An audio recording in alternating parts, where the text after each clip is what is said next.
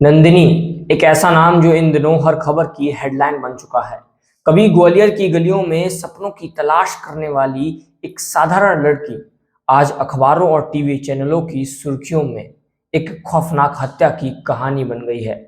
कौन थी नंदिनी? क्या वो महज हालात की शिकार थी या खुद अपनी जिंदगी को अंधेरी राहों पर ले गई? क्या है पूरी कहानी, विस्तार से जानेंगे इस वीडियो में। नमस्कार, मैं हूं ऋतिक और आप देखने जा रहे हैं मधुबाग। नंदिनी का जन्म 1997 में ग्वालियर के एक मध्यम वर्गीय परिवार में हुआ था। उसके पिता एक छोटे व्यापारी थे और मां गृहिणी। नंदिनी की दो बड़ी बहनें थीं जिनकी जल्दी शादी हो गई। नंदिनी बचपन से ही बगावती स्वभाव की थी। वह पढ़ने में औसत थी, लेकिन उसकी आंखों में कुछ बड़ा करने की चमक छिपी हुई थी। 18 साल की उम्र में उसने कॉलेज छोड़ दिया और ग्वालियर की गलियों में अपनी पहचान बनाने की ठानी। लेकिन यह शहर जो बाहर से रंगीन दिखता था, अंदर से कांटों से भरा था। कॉलेज छोड़ने के बाद नंदिनी ने जल्द ही कामकाज की तलाश शुरू की। उसने ब्यूटी पार्लर और छोटे मोटे धंधे करने की कोशिश की, लेकिन ग्वालियर की तंग गलियों में सपनों के लिए जगह कम और संघर्ष ज्यादा थे। इसी दौरान उसकी मुलाकात झांसी निवासी गोटीराम केवट से हुई। दोनों ने शादी कर ली और नंदिनी एक बेटे की मां बन गई। लेकिन यह रिश्ता स्थायी नहीं रहा। घर की तंगी, झगड़े और नंदिनी के तेज तर्रार स्वभाव ने वैवाहिक जीवन को ज्यादा दिन टिकने नहीं दिया। पति पत्नी में दूरियां बढ़ने लगी और उसके बाद उसके संबंध उसके देवर छोटू से हो गए। लेकिन जब उससे भी उसकी नहीं बनी तो आखिरकार नंदिनी अपने मायके लौट आई।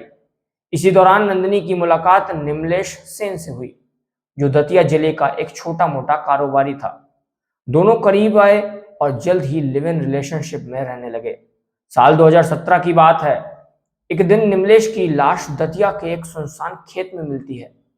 उसका गला कटा हुआ था। पुलिस ने जांच की तो इस वारदात में नंदिनी और उसके करीबी साथी फिरोज खान का नाम आया कि उन्होंने मिलकर निमलेश की हत्या की साजिश रची थी। यहां आपको बता दें कि निमलेश के साथ रहने के दौरान ही नंदिनी फिरोज खान के भी संपर्क में आ गई थी। पुलिस ने नंदिनी को गिरफ्तार कर जेल भेज दिया, जहां उसने 4.5 साल से ज्यादा समय बिताया। हालांकि 2022 में अदालत ने सबूतों के अभाव में नंदिनी को बरी कर दिया। जेल से निकलने के बाद नंदिनी का नाम बदनाम हो चुका था। उसके परिवार ने उससे दूरी बना ली थी। नंदिनी का जीवन अब सामान्य नहीं रह गया। उसका अतीत हर जगह उसका पीछा करता था। लोग उसे शक की नजर से देखते थे, रिश्तेदार दूरी बनाते थे। इसी बीच उसकी मुलाकात हुई ग्वालियर के एक ठेकेदार अरविंद परिहार से। अरविंद पहले से शादीशुदा था और उसके बच्चे भी थे। बावजूद इसके दोनों के बीच नजदीकियां बढ़ी। 2023 में दोनों ने आर्य समाज मंदिर में शादी का दावा किया और साथ में रहने लगे।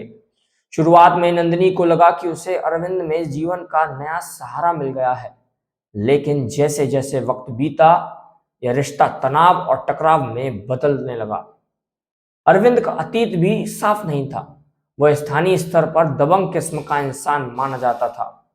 पहले से पत्नी और बच्चों वाला होने के बावजूद उसने नंदिनी से रिश्ता जोड़ा, लेकिन इसके परिवार ने इस रिश्ते को कभी स्वीकार नहीं किया।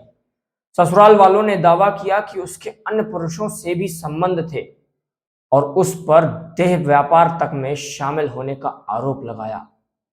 नंदिनी और अरविंद के बीच झगड़े बढ़ते चले गए। नंदिनी ने कई बार पुलिस में शिकायतें दर्ज कराई। उसने आरोप लगाया कि अरविंद ने कार से उसे, उसके बेटे और उसकी मां को कुचलने की कोशिश की है। पुलिस ने उसकी शिकायत पर अरविंद को गिरफ्तार कर जेल भेज दिया। वह करीब 3 महीने जेल में रहा। बाद में नंदिनी ने न्यायालय में एक शपथ पत्र देकर घटना से इनकार कर दिया, जिसके बाद अरविंद को जमानत मिल गई। उसके बाद दोनों फिर से साथ रहने लगे, लेकिन कुछ समय बाद ही दोनों में अनबन होने लगी। नंदिनी ने आरोप लगाया कि अरविंद सोशल मीडिया पर उसकी बदनामी के लिए अश्लील फोटो और वीडियोज वायरल करता है। उनके रिश्ते की कड़वाहट खत्म नहीं हुई। वर्ष 2025 में हालात और बिगड़ गए। नंदिनी ने बार बार पुलिस से कहा कि उसकी जान को खतरा है।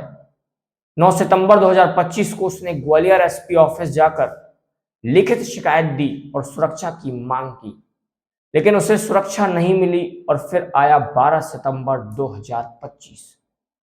ग्वालियर के कैप्टन रूप सिंह स्टेडियम के पास दोपहर का वक्त था। नंदिनी अपने साथियों के साथ एक ऑटो से उतर रही थी। तभी एक सफेद जीप तेजी से उनकी ओर बढ़ी। उसमें से अरविंद बाहर निकला, उसके हाथ में पिस्तौल थी। नंदिनी ने पीछे हटने की कोशिश की, लेकिन अरविंद ने एक के बाद एक 3 गोलियां नंदिनी के सीने में दाग दी। नंदिनी वहीं गिरकर तड़पने लगी। सड़क पर अफरा तफरी मच गई। अरविंद ने हत्या के बाद एक फेसबुक लाइव किया। उसने क्या कहा, सुनिए। भाइयों, इसने मेरे ऊपर झूठा केस लगाया था अपने बॉयफ्रेंड के कहने पे। उसका नाम है अंकुश, वो भी इसके साथ में भग गए। अंकुश कल्लू, आ जाओ भैया, बगल में सुन लो। अरे भैया, तुमसे दुश्मनी नहीं है, इसकी करतूत बता रहा हूं मैं बस। इसका एक बॉयफ्रेंड है, वो बच गए दोनों। ये मेरी पत्नी है और मेरे ऊपर झूठा केस लगाया। कल्लू नाम है, वो लड़का खड़ा है पीछे, कल्लू और अंकुश पाठक। उनके साथ ये भग गई थी। 6 महीने से आई, मेरे ऊपर झूठा केस लगाने आई।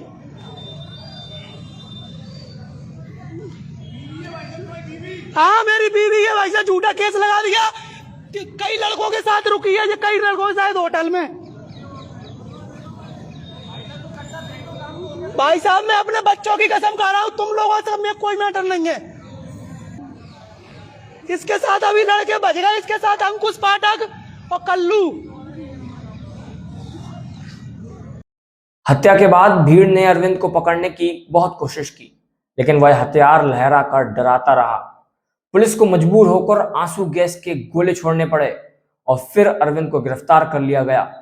गिरफ्तारी के बाद उसने पुलिस से कहा कि उसे कोई भी पछतावा नहीं है। नंदिनी को अस्पताल ले जाया गया, लेकिन डॉक्टरों ने उसे मृत घोषित कर दिया। नंदिनी की कहानी महज एक महिला की निजी त्रासदी नहीं है, यह उस समाज और सिस्टम की भी परछाई है जो बार बार चेतावनी मिलने के बाद भी सुनने से चूक गया। 1997 में ग्वालियर की गलियों से शुरू हुई उसकी जिंदगी सपनों, रिश्तों और विवादों के चक्रव्यूह में उलझकर 2025 में गोलियों की बरसात पर खत्म हो गई। आप इस तरह की घटनाओं पर क्या सोचते हैं, हमें कमेंट में जरूर बताएं।